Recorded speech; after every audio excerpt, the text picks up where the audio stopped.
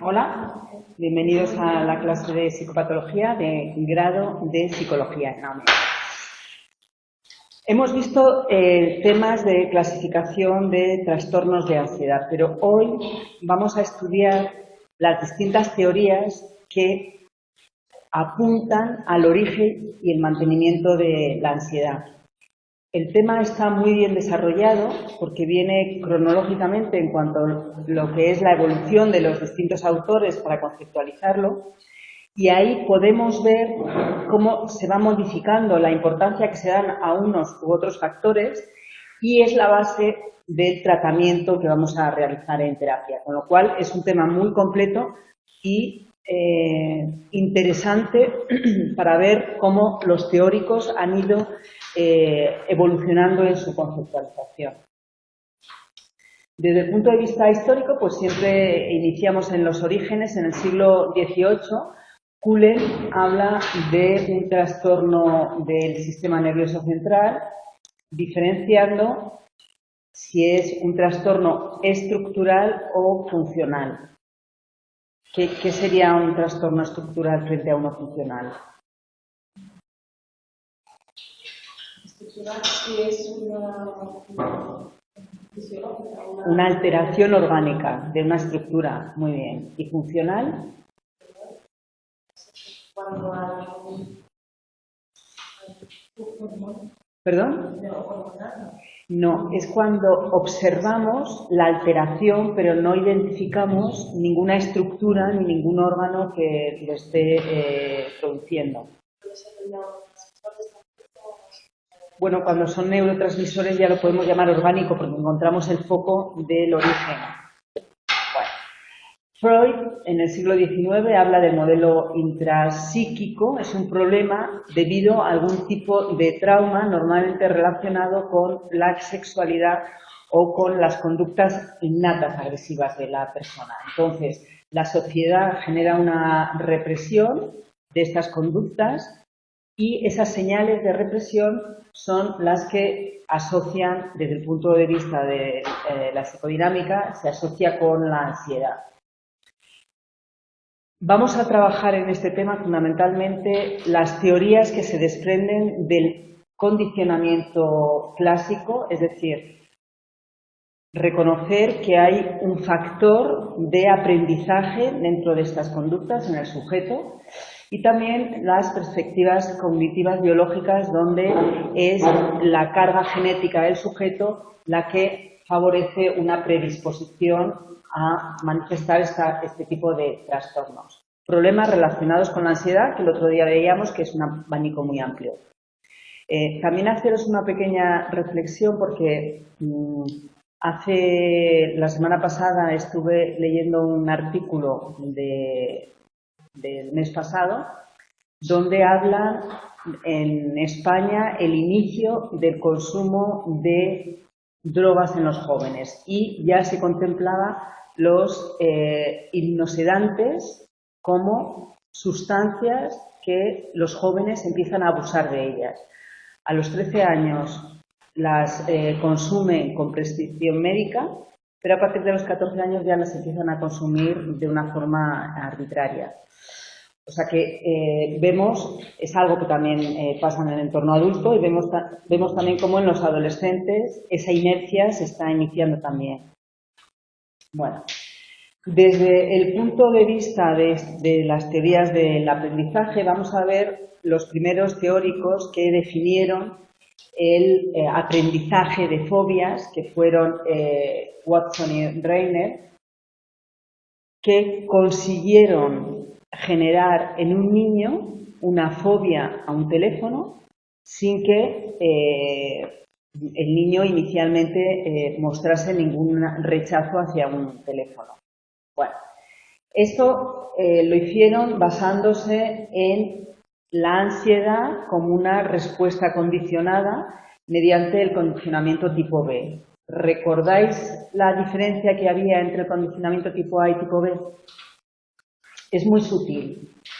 El condicionamiento tipo A es el perro de Pavlov, cuando primero tenía que tener un poco de hambre para condicionar algún estímulo que estuviera simultáneo a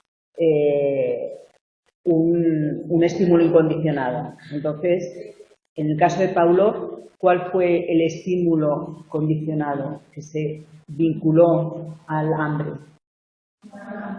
Eso es, la campana que sonaba en la iglesia cada vez que le ponía al mediodía la comida. Vale, entonces ahí vemos cómo la respuesta incondicionada, que es la secreción de los jugos gástricos, es el inicio de la digestión, y luego la respuesta condicionada va a ser la salivación, ¿vale? Entonces, desde este planteamiento del condicionamiento clásico, estos autores determinaron que cualquier estímulo podía ser y podía condicionarse, y entonces hicieron este estudio donde a un niño de 9 meses le desarrollaron la fobia al teléfono. Entonces, bueno, aquí tenemos la diferenciación de, para que un estímulo se llegue a condicionar, tiene que haber repetición. Como nos he indicado, que en el condicionamiento tipo B no tiene que haber motivación para condicionar el estímulo, y la respuesta incondicionada y la respuesta condicionada son similares. Entonces, a fuerza de que una madre, cada vez que un niño pasa próximo a un perro, chille, generándole malestar y ansiedad al niño, el niño termina vinculando el perro con esa ansiedad de temor.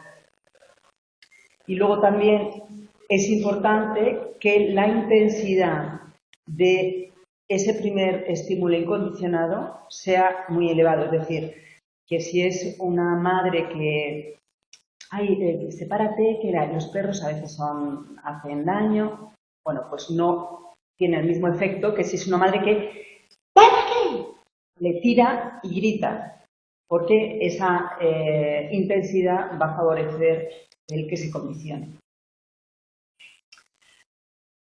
Estos estímulos condicionados tienen la capacidad de generalizarse a otros estímulos. Un niño al cual se le ejercita el condicionamiento de malestar hacia un determinado estímulo, va a ser muy fácil que sea un niño miedoso hacia múltiples situaciones, y eso, favorecido con el entorno, hace que esa reacción de temor hacia un estímulo condicionado pueda ser de distinta índole. Entonces, a partir de aquí es cuando Watson y Reiner determinan que lo podemos desarrollar frente a cualquier estímulo. Pero surgen críticas, y es que las fobias no se pueden desarrollar con cualquier objeto ni con cualquier estímulo. No son arbitrarias, no hay una equipotencialidad, es decir, la posibilidad de que cualquier elemento sea objeto para desarrollar la fobia. Y luego, que no siempre tiene que haber un estímulo incondicionado traumático. Hay veces que la frustración de un sujeto ante una situación determinada, esa emoción de frustración puede favorecer más el que se condicione dos estímulos a el que haya una reacción traumática ante el estímulo incondicionado. Aparece además el concepto de paradoja neurótica, porque está claro que si consideramos que una fobia la podemos condicionar nosotros, y es por la reacción de malestar frente al estímulo condicionado, bueno, pues con presentar ese estímulo condicionado y no generar una emoción de malestar y permitir que el sujeto regule sus constantes vitales frente a ese estímulo temido, bueno, pues lo normal es que desaparezca la fobia. Entonces ya estaría solucionado, pero la paradoja neurótica lo que recoge es la imposibilidad en muchos casos de, ante la presentación del estímulo temido, que desaparezca el malestar. Entonces, aparece el modelo bifactorial mediacional de Maurer, que basándose en el condicionamiento tipo B inicial que veíamos antes, le incluye el condicionamiento operante o instrumental, y es que una vez condicionada la reacción, la reacción de ansiedad, va a aparecer una acción de evitación en el sujeto que es lo que lo va a mantener. Entonces, cuando el niño pasa cerca del perro, lo que hace es evitar pasar cerca del perro para que así su malestar desaparezca. Entonces será el refuerzo positivo o negativo. Negativo porque desaparece el malestar. Y queda reforzada entonces la conducta de evitación. ¿Veis el paso que da? Este modelo tendría dos fases. La fase inicial del condicionamiento del miedo, donde la respuesta condicionada actúa como drive, lo que significa es como un impulso. O sea, es una reacción de impulso, que el sujeto no razona, voy a pasar cerca del perro y entonces me voy a separar. No, hay una acción instintiva de escape y evitación. Y en la segunda fase ya es una evitación activa, reforzándose de forma negativa, como hemos visto.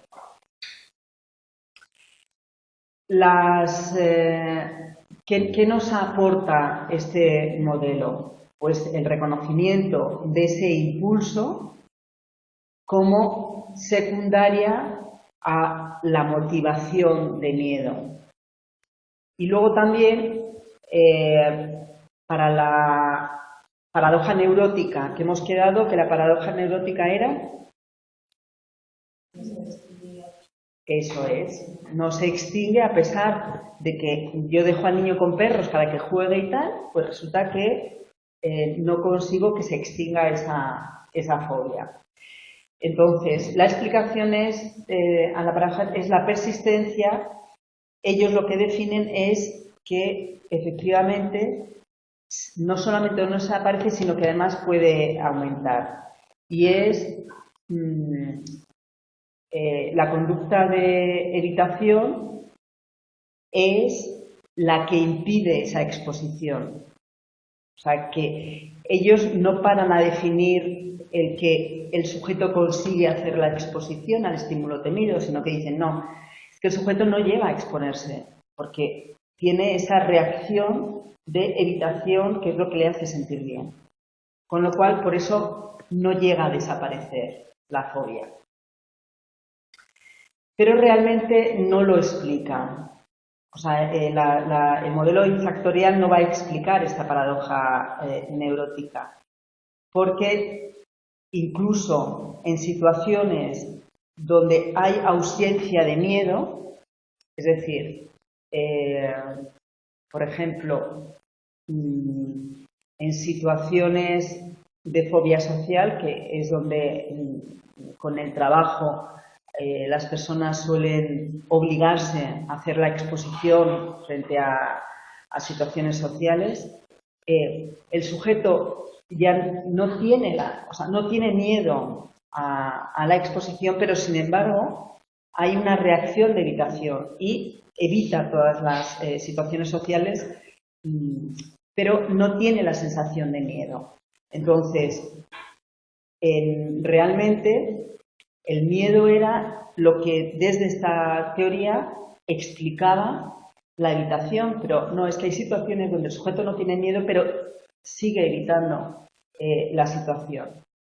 Y luego, haciendo una analogía entre la evitación y la conducta fóbica, la evitación es para disminuir la ansiedad, siendo la ansiedad adaptativa, es decir, pues imaginaros alguien que, pues un adolescente que pasa en situaciones de peligro porque, bueno, pues se sube como a torres o están en situaciones de precipicio, pues esa conducta puede generar un riesgo para el sujeto porque en un descuido puede caerse. Entonces, el que se desarrolle una fobia a las alturas es adaptativo para preservar la integridad del sujeto. Entonces, inicialmente, esta evitación o conducta fóbica permite solucionar un problema. O, por ejemplo, la fobia a los ratones o a las ratas.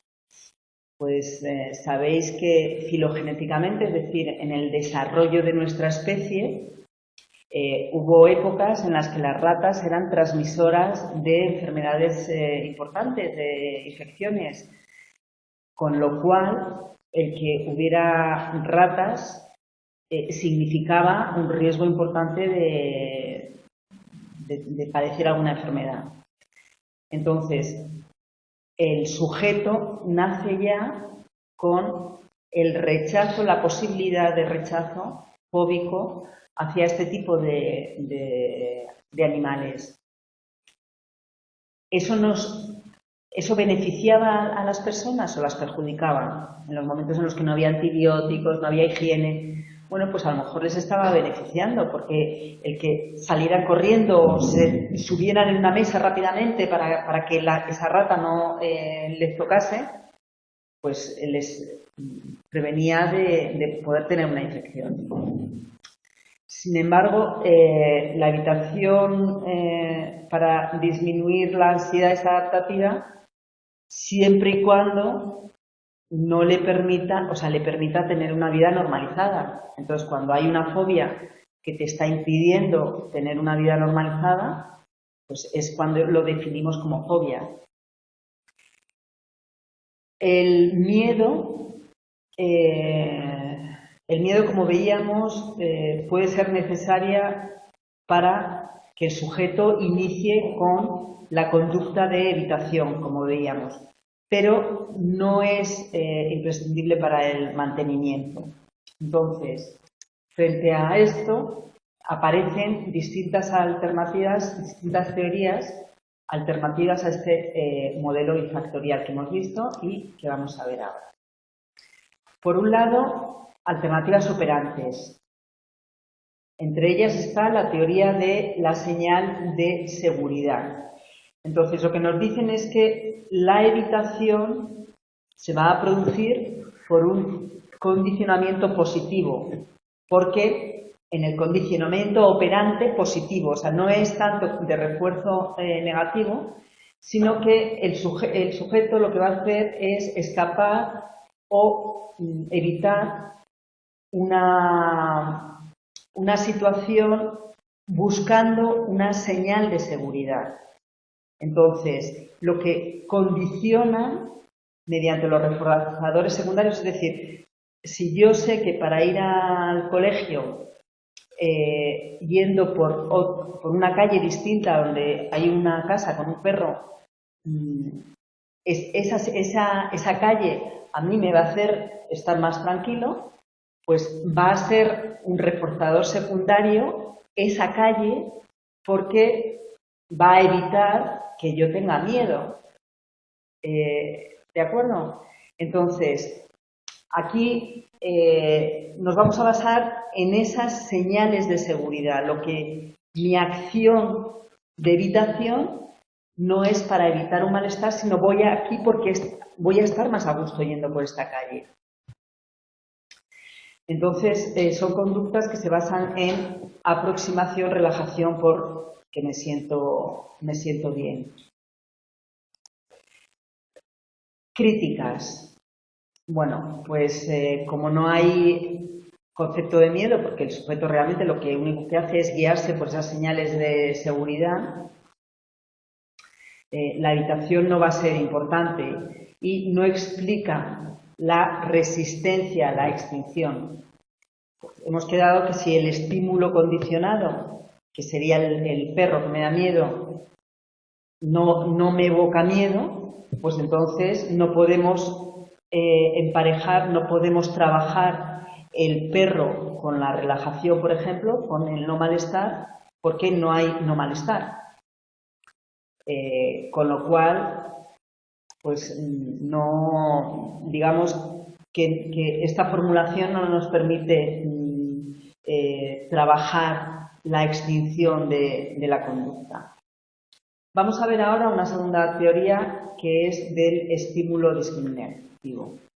Entonces, sería el estímulo condicionado, el perro, ese perro que está en esa casa del vecino, es solamente un estímulo discriminativo, pero no una señal de peligro en sí.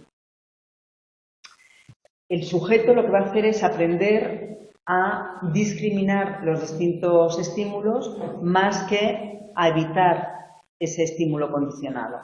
Entonces, en este caso, el perro sería el estímulo discriminativo que va a señalar, va a favorecer que el sujeto ejecute una evitación.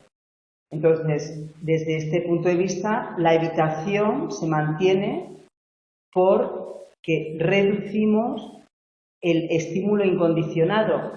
Es decir, ese primer perro que a mí me dio miedo, ¿vale?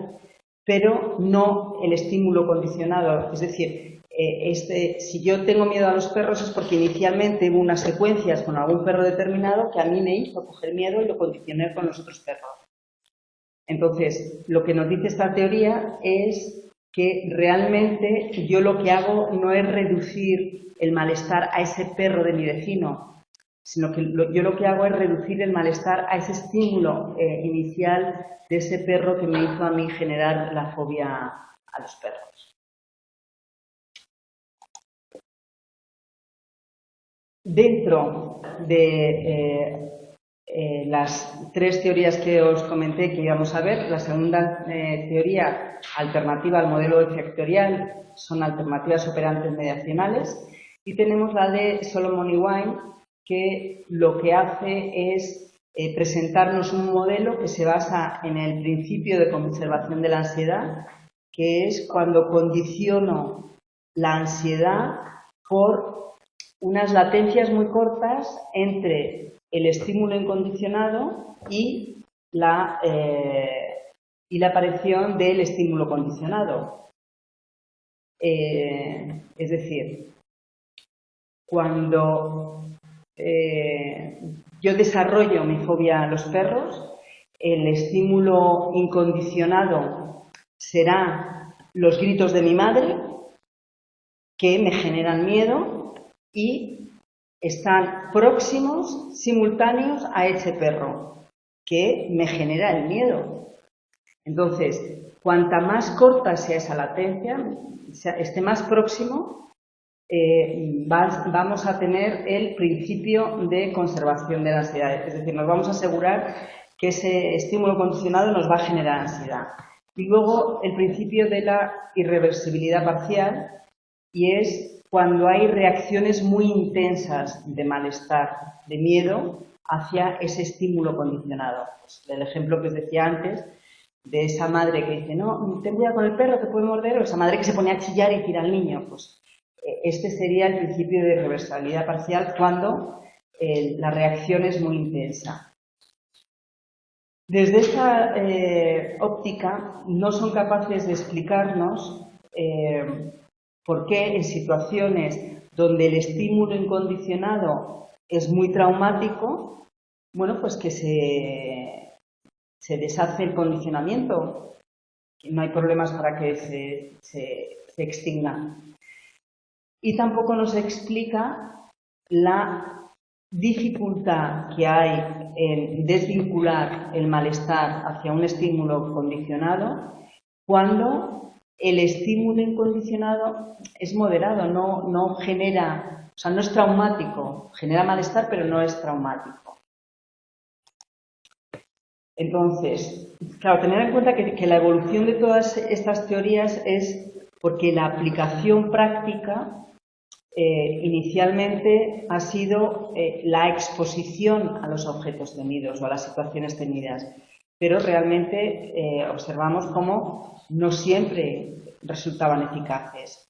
Y por eso es por lo que vamos cambiando el foco de atención entre el estímulo, estímulo incondicionado, entre el estímulo incondicionado, la respuesta condicionada, buscando ajustar bien qué es lo que tenemos que hacer para que esta persona consiga liberarse de su malestar y de la ansiedad. Entonces, una segunda teoría de esta alternativa operante mediacional es la de Rescola y Solomon, que nos dice que el miedo es un estado del organismo, un estado general del organismo. No es tanto una respuesta que esté condicionada de forma periférica. Entonces, desde este punto de vista, las respuestas periféricas no median en la evitación, pero sin embargo la conducta de evitación sí que está mediada por el miedo, la evitación al estímulo condicionado. Es decir, que no explican por qué no se extingue el miedo con el no refuerzo, haciendo la diferenciación de que el miedo es un estado del organismo, un estado de activación del organismo, no una reacción. Tampoco consiguen explicárnoslo. Y como última teoría dentro de estas operantes está la de Lewis, que utilizando el modelo de Maurer, que bifactorial del condicionamiento clásico y el condicionamiento operante, lo que hacen es modificarlo identificando el principio de conservación de la ansiedad, es decir, que haya latencias cortas, y luego le incluyen el principio de complejidad y serialidad. Es decir, que un estímulo condicionado no es unitario, no lo identificamos fácilmente como, no lo podemos definir como unitario, sino que está organizado por distintos estímulos organizados de forma jerárquica y secuencialmente. Es decir, que a la hora de trabajar la exposición no podemos identificar como objeto temido solamente el objeto que nos relata el miedo, sino que tenemos que analizar qué otros condicionantes hay frente a este estímulo temido. Y luego, como el tercer grupo de teorías alternativas al modelo bifactorial, encontramos las que tienen influencias operantes sobre las respuestas autónomas.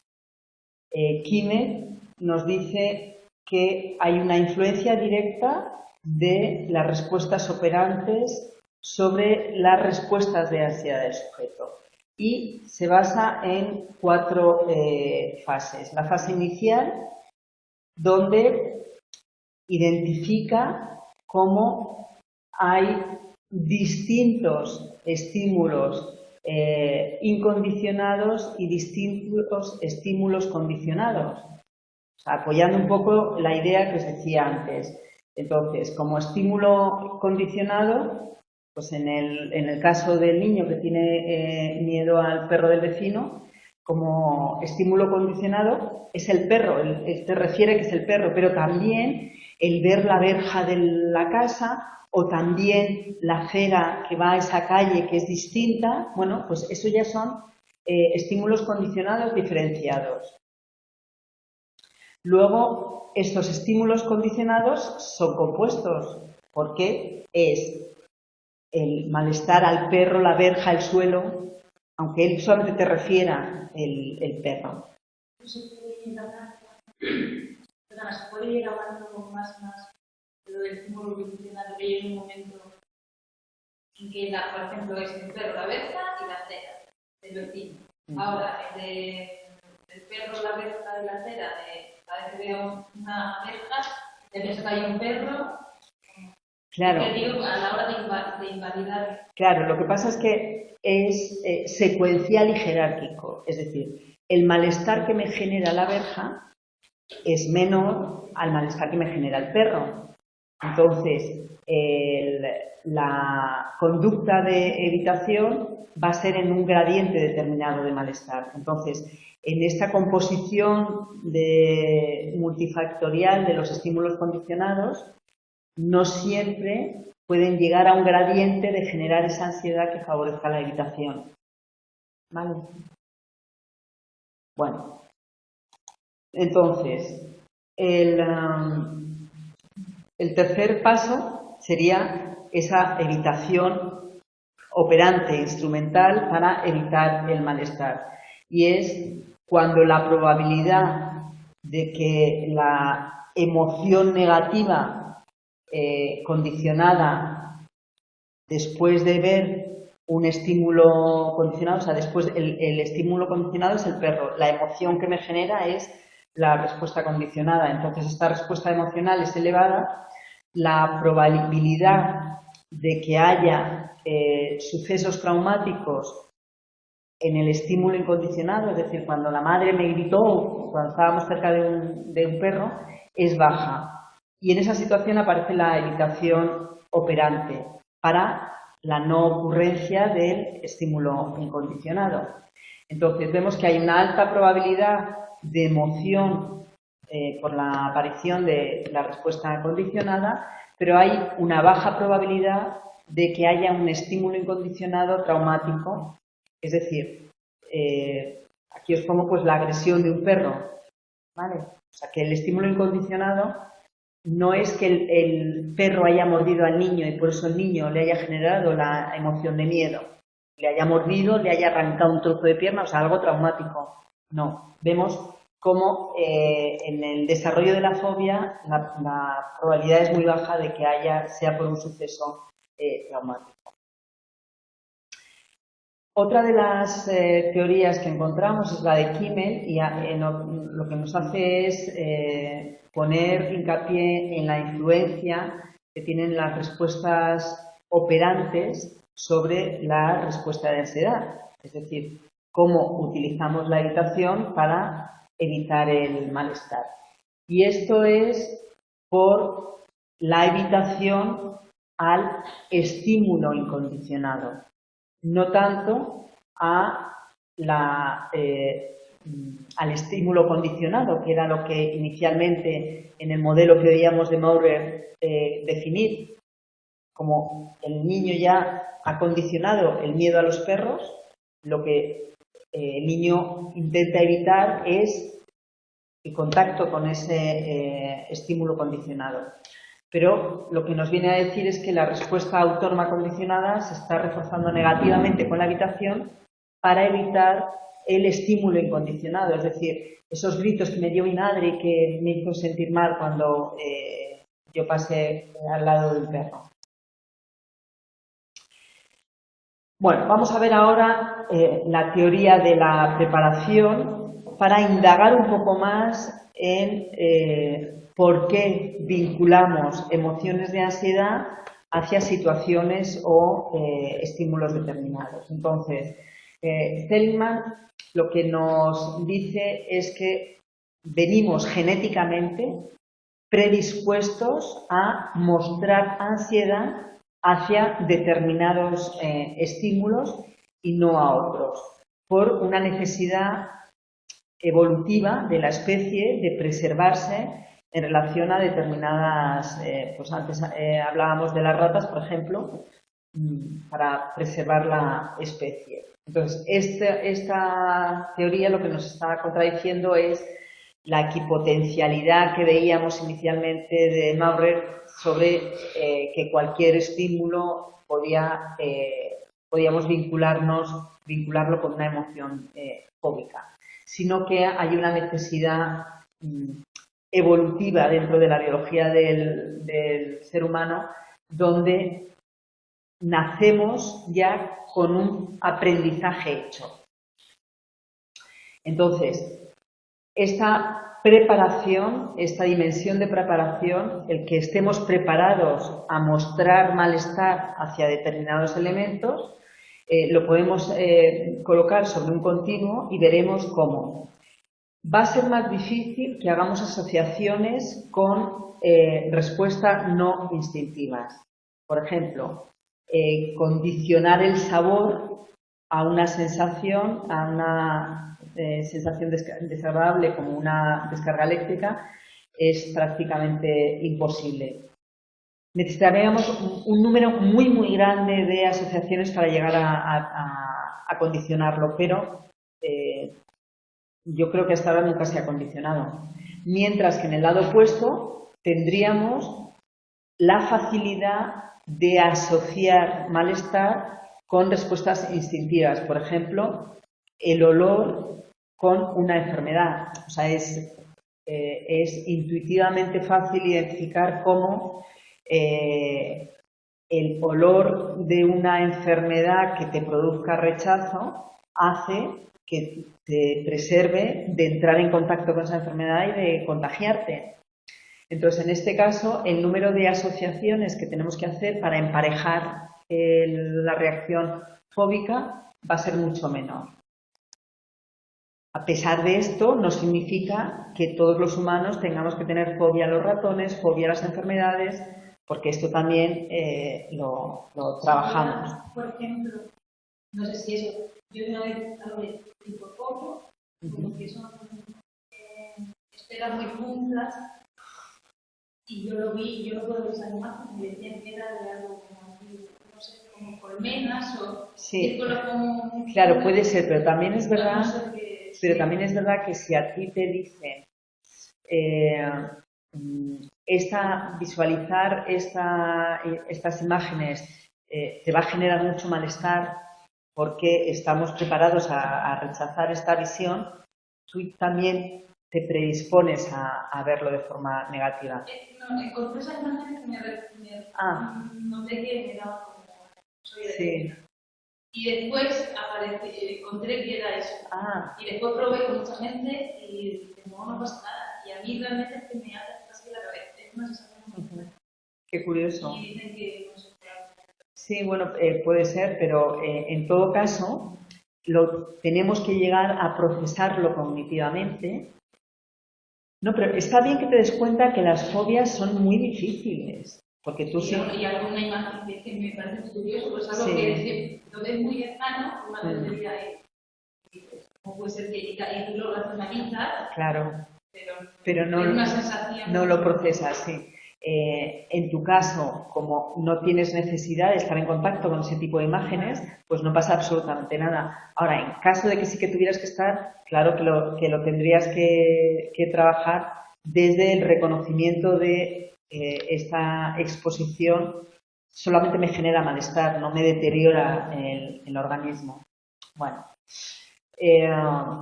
entonces, aplicando, o sea, identificando esta teoría de preparación, identificamos 4 propiedades en las fobias. Primero, la selectividad, y es que se refieren a objetos o situaciones que en algún momento histórico han proporcionado daño al ser humano. El que se adquieren fácilmente. O sea, es impresionante, bueno, pues tú lo has contado, o sea, solamente solamente con una visión ya notas el rechazo y es imposible volver a identificarlo, es decir, que se adquiere fácilmente. Sin embargo, en muchos casos hay una resistencia grande a la extinción, que es lo que se llama la paradoja neurótica. Paradoja es que si lo condiciono y lo vinculo a una emoción de desagrado, me expongo a este estímulo y al mi cuerpo no percibir que hay ninguna alteración, mis constantes brutales se vuelven a normalizar y desaparecen. Pero vemos que no. Y luego, como tú decías, que es irracional. O sea, tú te das cuenta que es irracional, que eso no te puede hacer daño, que no tiene ningún significado, pero sin embargo sientes que es imposible estar observándolo. Entonces, esta fobia es un aprendizaje preparado porque viene de asociaciones primitivas no cognitivas, es decir, que no de análisis y de reconocimiento de análisis, sino es innato. Bueno, entonces, desde estos aspectos filogenéticos, Othman diferencia, por un lado, fobias no comunicativas, es decir, que es más por las percepciones sensoriales del sujeto que siente malestar en su cuerpo y hace que vincule ese malestar al objeto o a la situación.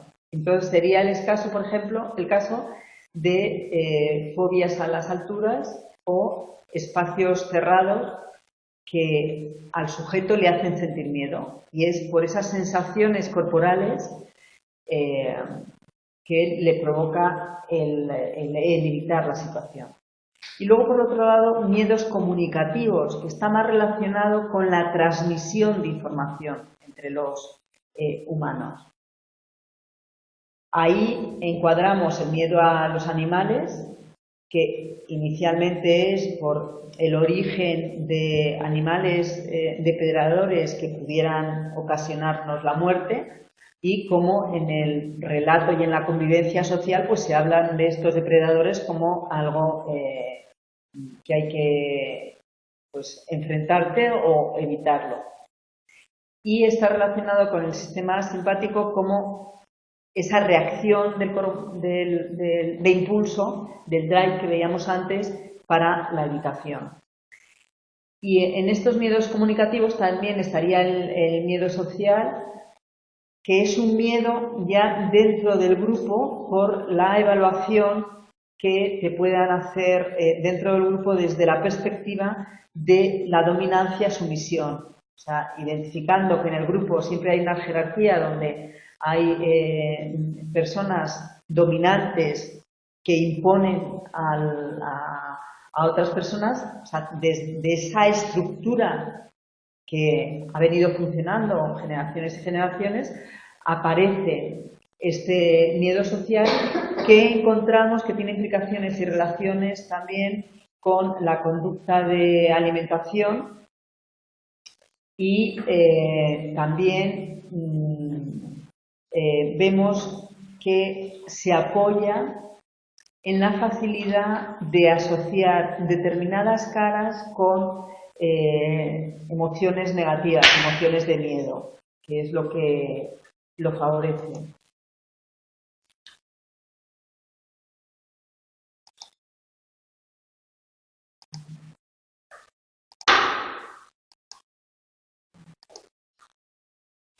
Bueno, las edades de comienzo es orientativo solamente, pero sí que es verdad que con 7 años es el inicio de fobias a los animales.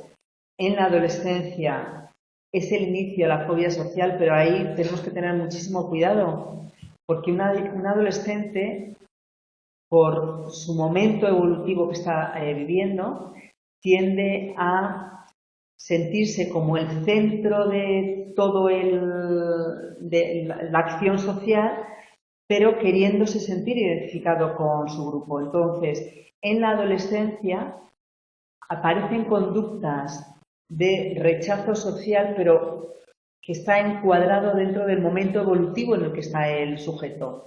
Entonces, no todas las conductas de evitación social de un adolescente las vamos a catalogar como fobias sociales, aun sabiendo que es el inicio de la fobia. Luego, el trastorno de ansiedad por separación, el inicio es en la infancia, y la agorafobia es a partir de los 20 años. ¿Qué era la agorafobia?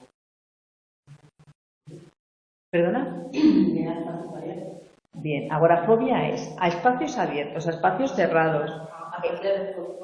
Sí, entonces es más, o sea, os tenéis que centrar más en la sensación de inutilidad de la persona, de que si le va a pasar algo, nadie le va a poder echar una mano, bien porque estés en un sitio grande con mucha gente, o bien porque estés en un sitio muy cerrado, en un ascensor que se quede bloqueado. O sea, es más la emoción de no poder recibir ayuda, más que a que sea espacios abiertos, cerrados. ¿Vale?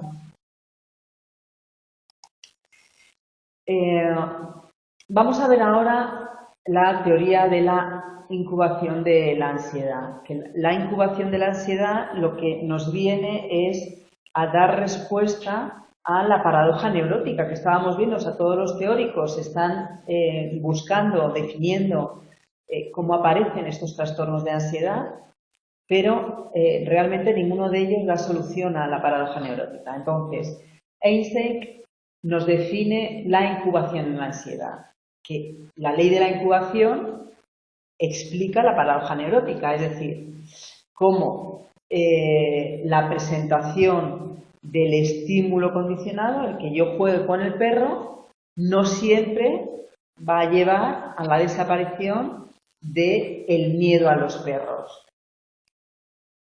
La adquisición va a ser mediante el condicionamiento tipo B. Y entonces aquí tenemos el condicionamiento tipo A, donde veíamos que la respuesta, primero tiene que haber un estado motivacional frente al condicionamiento tipo B, que no es necesario, y la respuesta incondicionada y condicionada en el tipo A son distintas frente al tipo B, que van a ser respuestas similares. Entonces, vamos a trabajar el condicionamiento tipo B. Bueno, pues el estímulo incondicionado y el estímulo condicionado o sea, el estímulo incondicionado por su naturaleza, es decir, por el malestar que me va a generar, y el estímulo condicionado por la asociación que aparece próxima o simultáneo al estímulo incondicionado, va a hacer que actúe de impulso. Y la respuesta condicionada, el miedo, es reforzada en sí misma por ser similar a esta respuesta incondicionada que aparece inicialmente. Entonces, lo que Eysenck nos dice, o sea, esto que hemos visto ahora es como el modelo de Maurer que hemos visto. Pero Eysenck lo que nos dice es, bueno, es que la respuesta condicionada, que es el miedo, el malestar, le tenemos que incluir también la respuesta nociva, que es cómo lo vive el sujeto. Porque ya observamos que le da miedo el perro. Pero, ¿qué grado de malestar le está generando? Entonces, digamos que añade mayor malestar a esa respuesta condicionada, porque normalmente solamente la respuesta condicionada la observamos y la cuantificamos, pero no, tenemos que reparar en que es mayor por el malestar que está sufriendo la persona. Esta respuesta del sujeto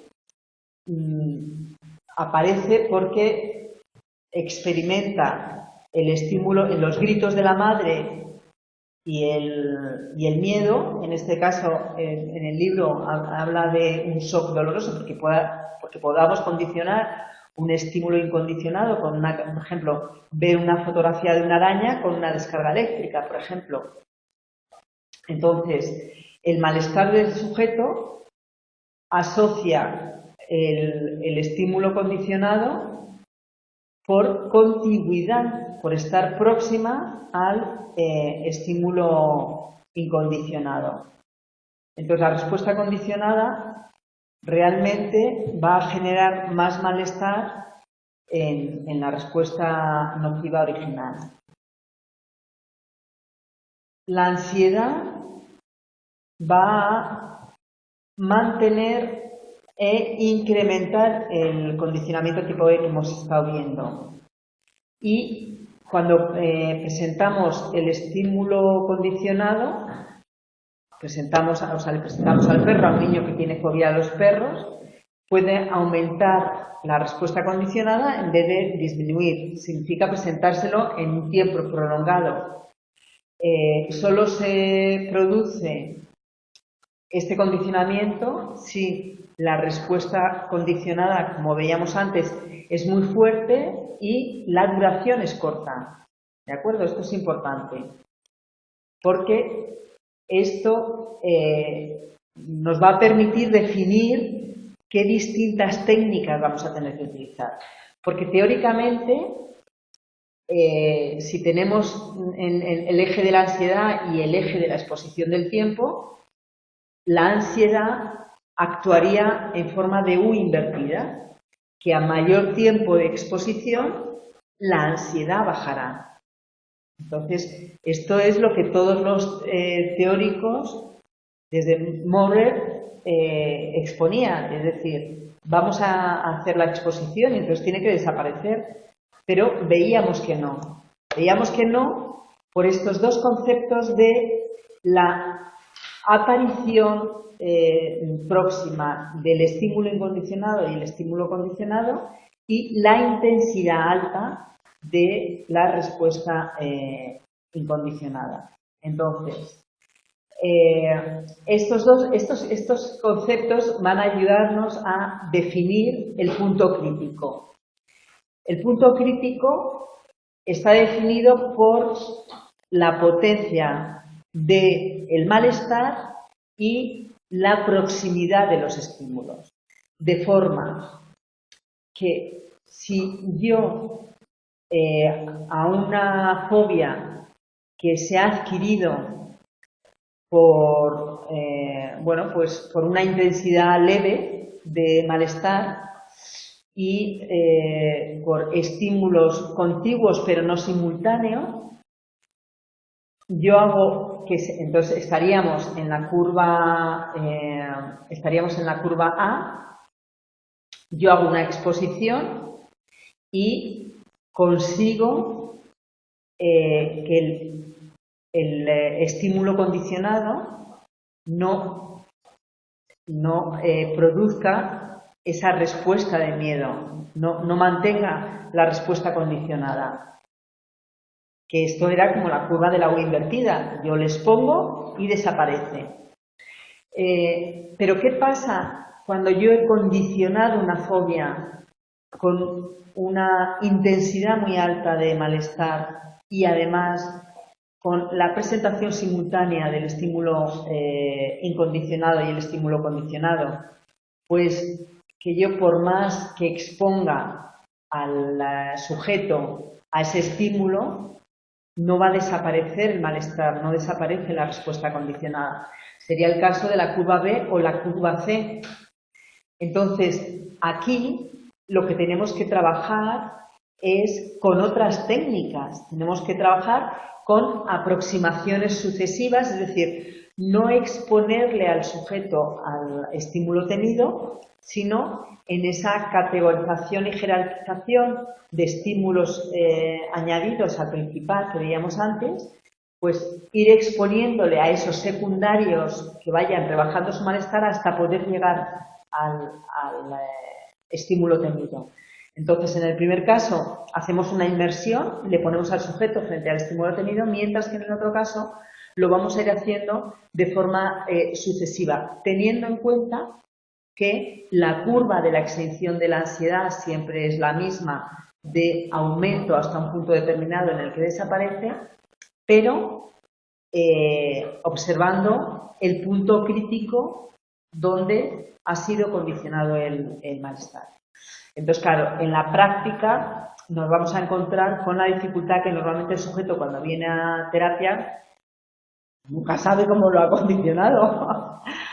Entonces, el primer paso van a ser aproximaciones sucesivas y sí que vamos a ir viendo señales en la evolución de cómo va normalizando su malestar.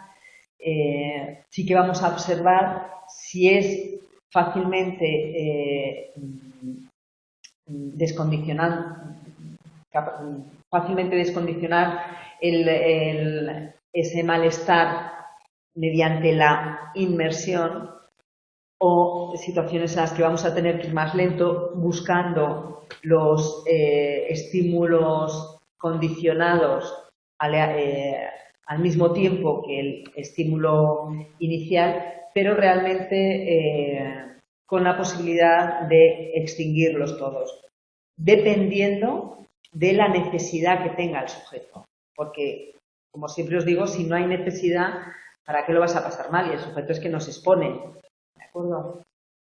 Bueno, entonces, como veis, es muy bonito ver cómo en el análisis de los teóricos, conforme lo van estudiando, llegamos ya a identificar esta diferenciación y por qué en muchas ocasiones no se extinguía el malestar.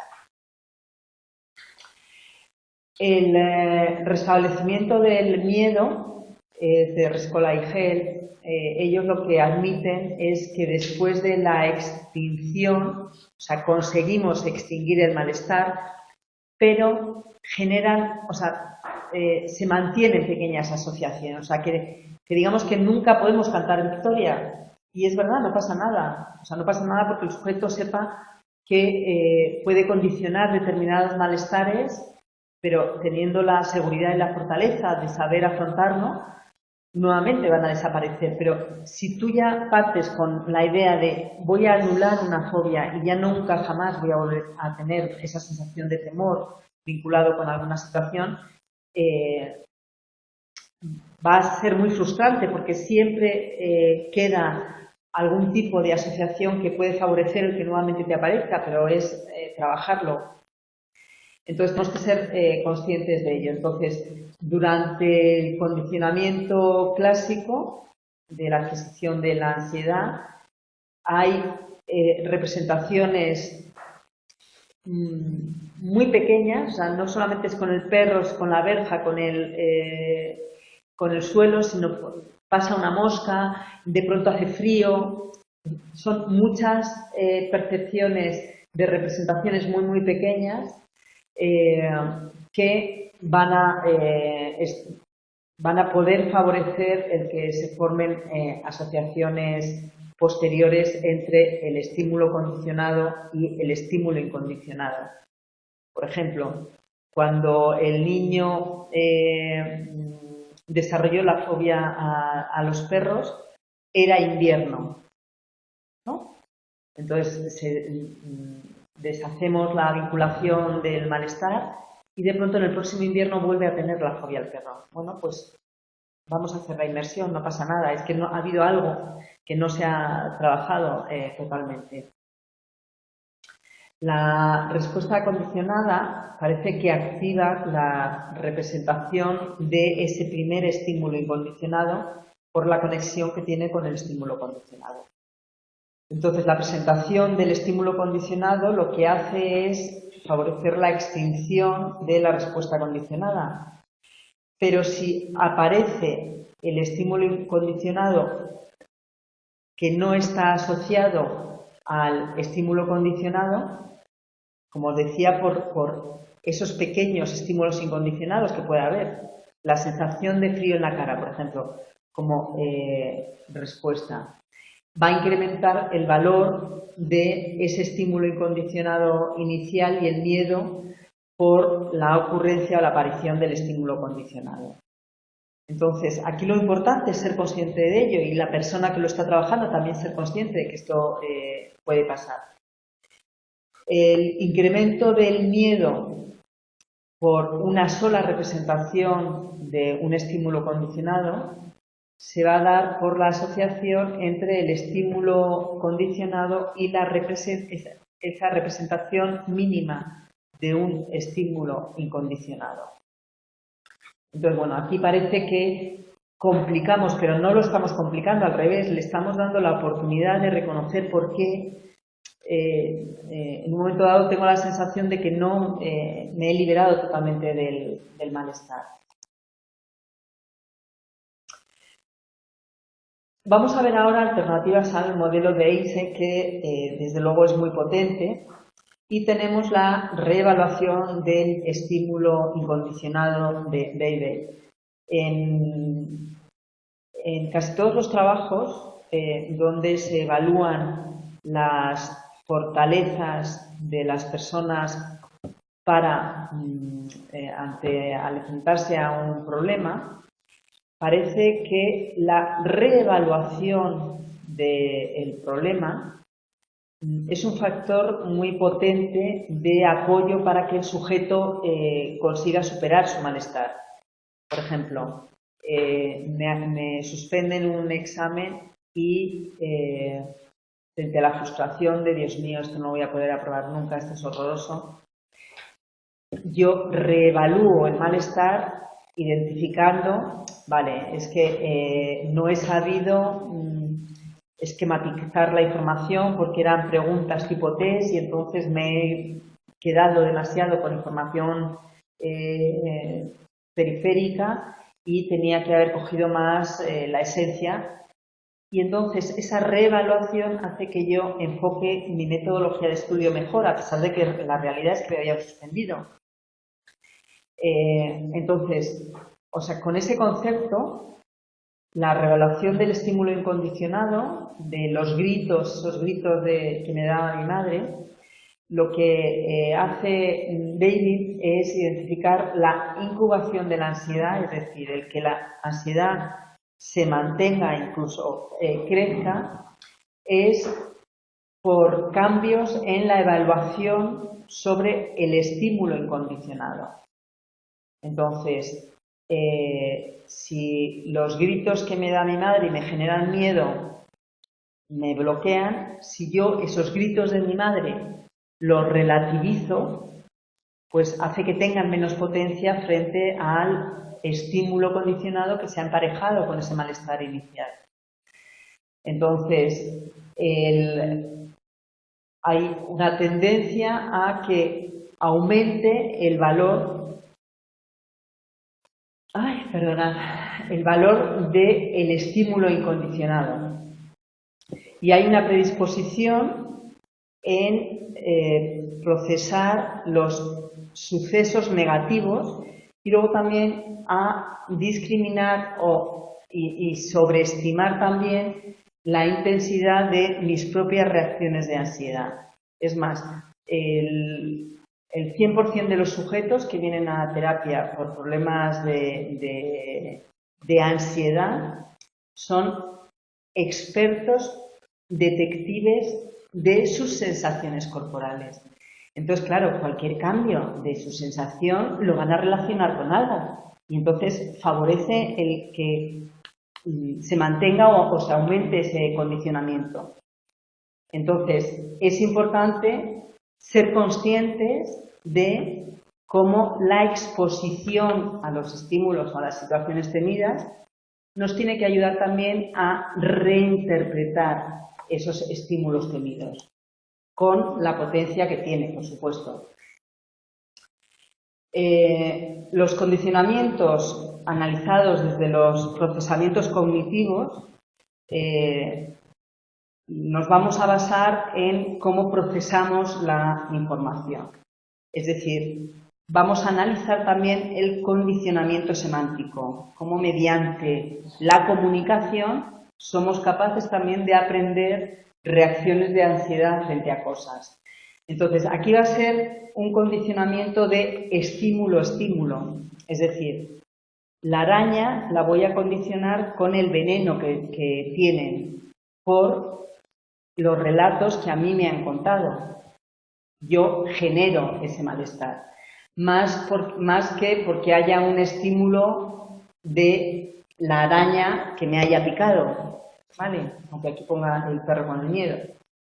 En estos casos explican casos clínicos de ansiedad que se van desarrollando gradualmente y no por una situación traumática. Si tú estás en un entorno donde es qué barbaridad, es que los perros son peligrosísimos porque mordieron a no sé quién y tenía la rabia, entonces le desarrolló. En fin, son a base de relatos, pues al final se termina instaurando esa reacción fóbica. La conducta de evitación desde el modelo cognitivo del aprendizaje se basa en la teoría de las expectativas del resultado de Seligman y George. Es muy importante las expectativas que yo tengo frente a un determinado, ante un determinado objeto por la el resultado que voy a tener de estar en contacto al estar en contacto con esa situación. Entonces, definimos la preferencia como el estado del organismo, como nuestro organismo puede controlar la reacción de la respuesta que yo voy a dar frente al resultado esperado. Es decir, que ya solamente mi expectativa va a favorecer una activación mía de mi organismo. Entonces, el organismo posee una preferencia innata y en el aprendizaje de evitación adquiere dos tipos de expectativas de resultado, de ejecución o no ejecución, frente a algo que es dañino o no es dañino. Entonces, incluye el concepto de expectativa y es verdad, cuando una persona que tiene miedo a los perros, ya solamente es la expectativa de que va a haber un perro lo que le está haciendo ya el que su organismo empiece a alterarse, solamente el pensarlo. Bandura lo que nos habla es de la teoría de la autoeficacia, porque él lo que considera es que la expectativa del resultado no se asocia tanto con la ansiedad frente a la expectativa de autoeficacia, es decir, la capacidad que tengo yo de intervenir en una situación negativa.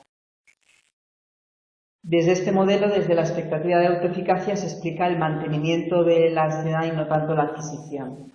Entonces, se va a construir mediante una experiencia vicaria porque yo observe en otra persona lo que le ha pasado. Una experiencia directa por ver que yo puedo gestionar una situación determinada para superar el malestar. Luego también con la información verbal mediante la cual bien me persuaden a mí de algo que pueda pasar y finalmente por la conciencia, la toma de conciencia mía de mi propia activación emocional. El modelo de expectativas de la ansiedad de Reis no es necesaria la contigüidad, como veíamos antes, entre el estímulo incondicionado y el estímulo condicionado, que veíamos antes como uno de los factores importantes para generar ese condicionamiento que impide luego descondicionarlo. Bueno, pues desde el modelo de las expectativas no es necesaria esta contigüidad, sino que las expectativas es lo que se aprende desde este proceso semántico de ocurrencia no ocurrencia. Entonces, va a haber expectativas de ansiedad y expectativas de peligro. Y introduce un nuevo concepto y es sensibilidad a la ansiedad. Que la sensibilidad a la ansiedad es tener miedo a la ansiedad realmente. O sea, hay personas, la ansiedad es necesaria, porque la ansiedad es activarte para hacer algo en concreto. Pero hay personas que tienen miedo a activarse, con lo cual es un factor de vulnerabilidad para trastornos de ansiedad y sobre todo para el ataque de pánico. Desde este modelo, las hipótesis son que hay algunos miedos que se producen por las expectativas y la sensibilidad a la ansiedad. Entonces, se evalúa mediante dos cuestionarios, ASI para adultos y CASI para niños. Hay un índice de sensibilidad elevado que se asocia con la tendencia a experimentar miedo. La sensibilidad a la ansiedad se asocia también con la agorafobia y en menor medida con el trastorno de estrés postraumático y con las drogadicciones. Y la sensibilidad a la ansiedad es un factor de riesgo que precede a los trastornos de ansiedad. Es normal que el miedo a la ansiedad haga que seas más sensible a generar trastornos de ansiedad. Pero esta sensibilidad a la ansiedad no tiene nada que ver con el rasgo de ansiedad. El rasgo de ansiedad es gente que es muy ansiosa, pero si no le da miedo tener ansiedad, pues no pasa nada.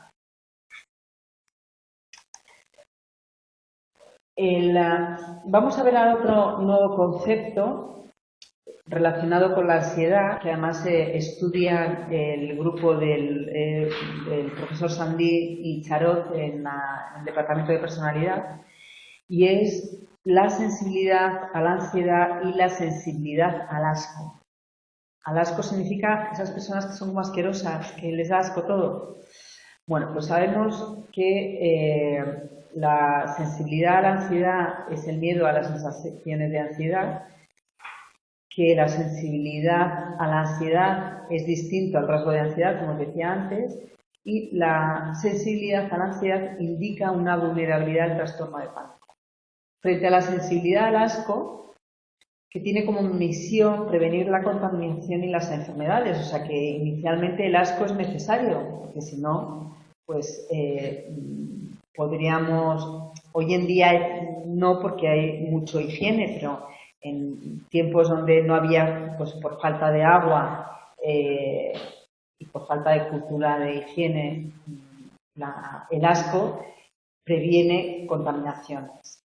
Pero, sin embargo, la sensibilidad al asco está relacionado con fobias como la de animales o sangre y también con trastorno obsesivo compulsivo, especialmente de contaminación y de limpieza. Es decir, que observamos cómo esa reacción inicialmente protectora hoy en día está en índices elevados, están relacionados con conductas de ansiedad.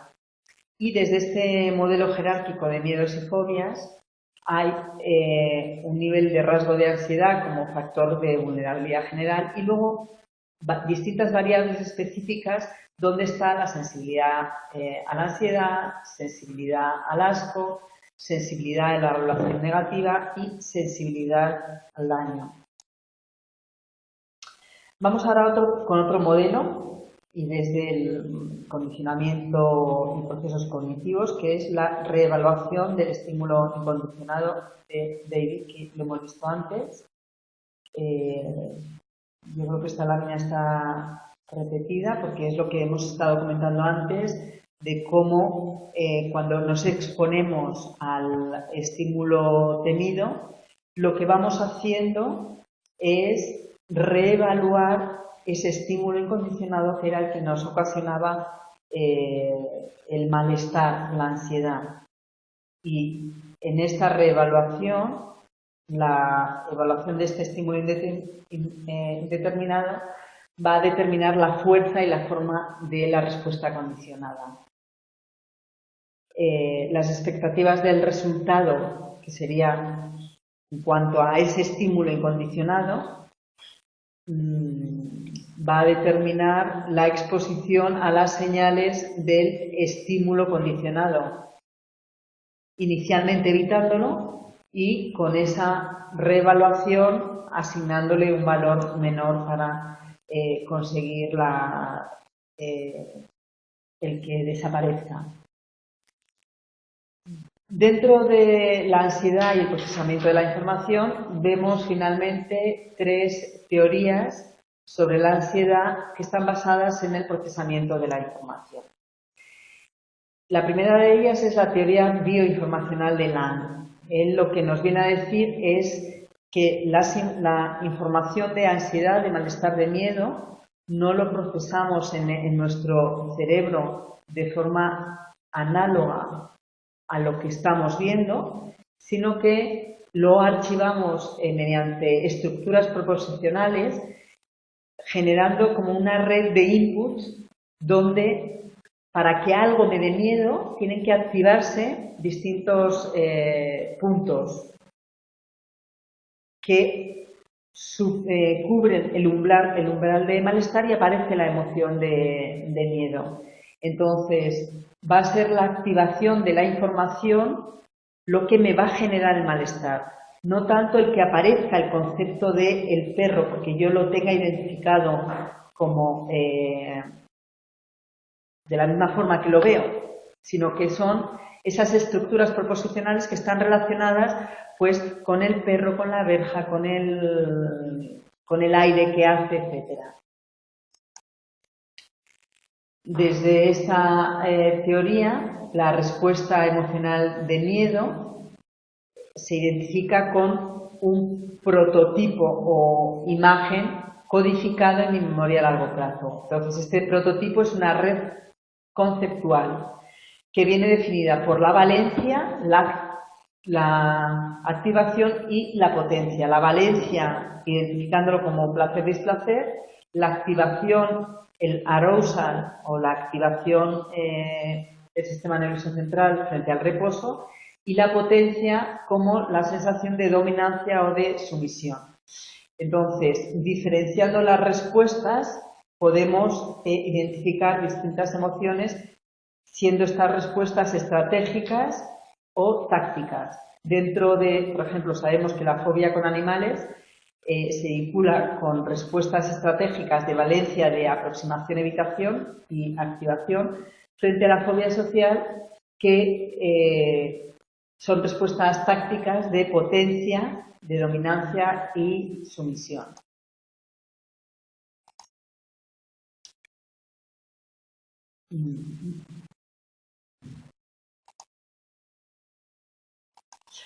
Bueno, la teoría bioinformacional se basa en esta red asociativa y tiene que haber una sincronía, que esto lo hemos visto en distintos capítulos, en cuanto a la respuesta no solamente verbal, sino también emocional y conductual del sujeto. Más adelante, Foa y Kozak lo que analizan es el concepto de las proposiciones semánticas y también las no semánticas, es decir, lo que en una situación se dice y no se dice.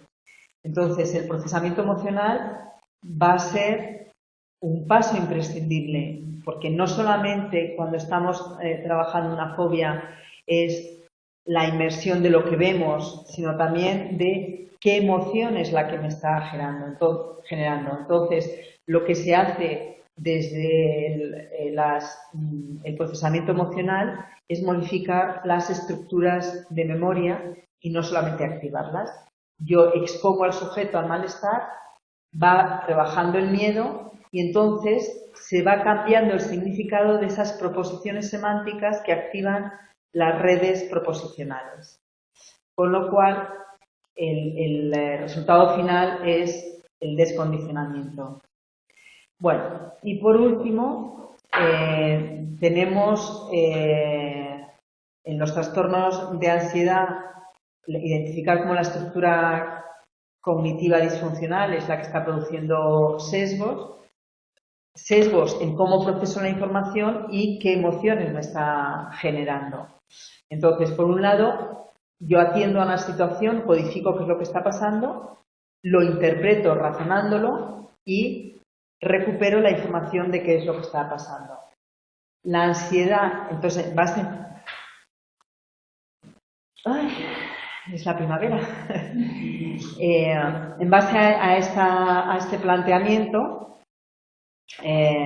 las emociones van a favorecer un sesgo en el procesionamiento, en cómo proceso la información, para que haya un estado congruente de ánimo. Entonces, cuando yo tengo una emoción de ansiedad, lo que estoy es seleccionando información relativa a mi emoción de ansiedad. Frente a emociones de tristeza, lo que hago es seleccionar información relativa a ese estado de ánimo avertido. Con lo cual, con este último punto, lo que hacemos es ir, digamos, analizar el procesamiento cognitivo atendiendo también a las emociones, con lo cual, digamos que el análisis teórico de la aparición y mantenimiento de la ansiedad queda visto de una forma global y redonda. Y con esto terminamos este gran capítulo. Gracias a todos.